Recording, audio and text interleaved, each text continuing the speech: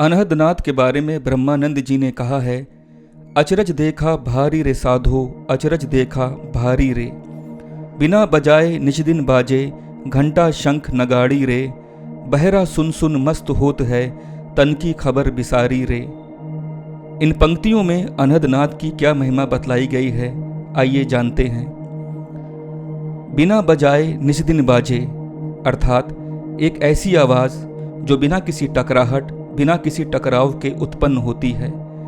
विज्ञान ये कहता है कि दो चीज़ों के टकराव से ध्वनि उत्पन्न होती है, लेकिन ये कैसी ध्वनि है जो बिना किसी टकराव के हमेशा हमारे भीतर और बाहर सदैव गूंजती रहती है।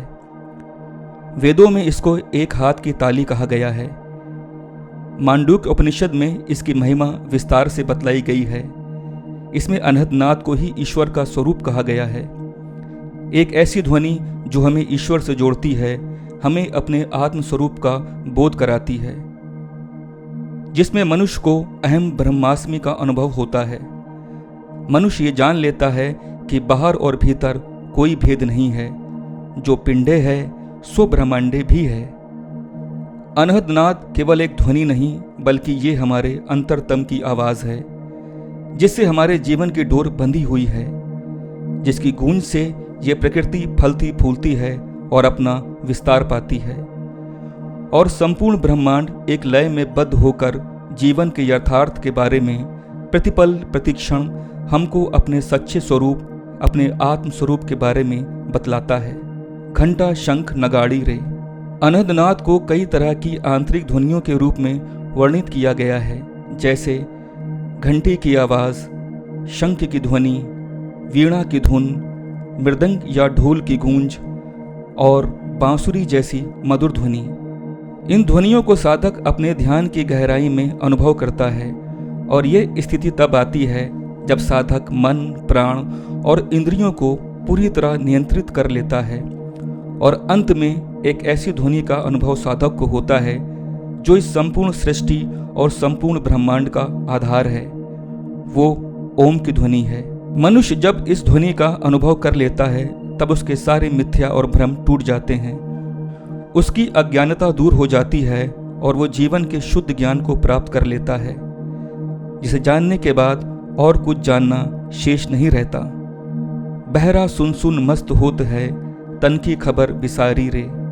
इस पंक्ति में ध्यान देने वाली बात यह है कि बहरा सुन सुन मस्त होत है, लेकिन जो बहरा है वो सुन कैसे सकता है।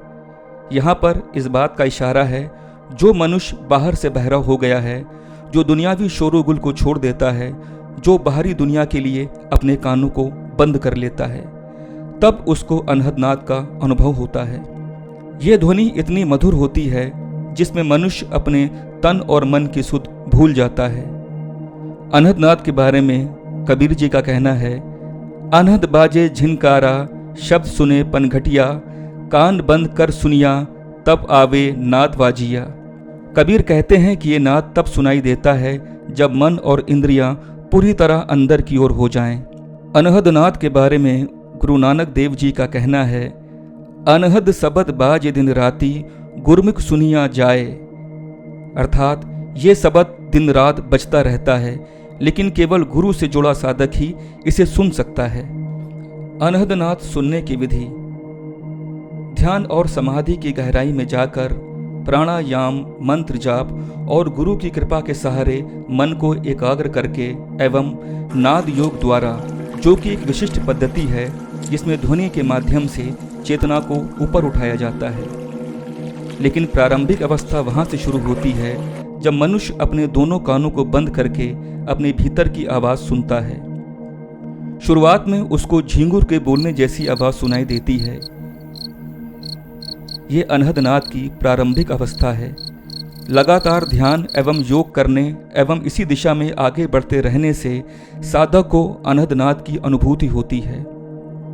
अनहदनाथ के अनुभव के बाद व्यक्ति का मन स्थिर हो जाता है, आत्मिक आनंद की अनुभूति होती है, वो सांसारिक मोह से मुक्त हो जाता है, उसे जीवन मरण के भय से मुक्ति मिलती है और उसे साक्षात ब्रह्म की अनुभूति होती है।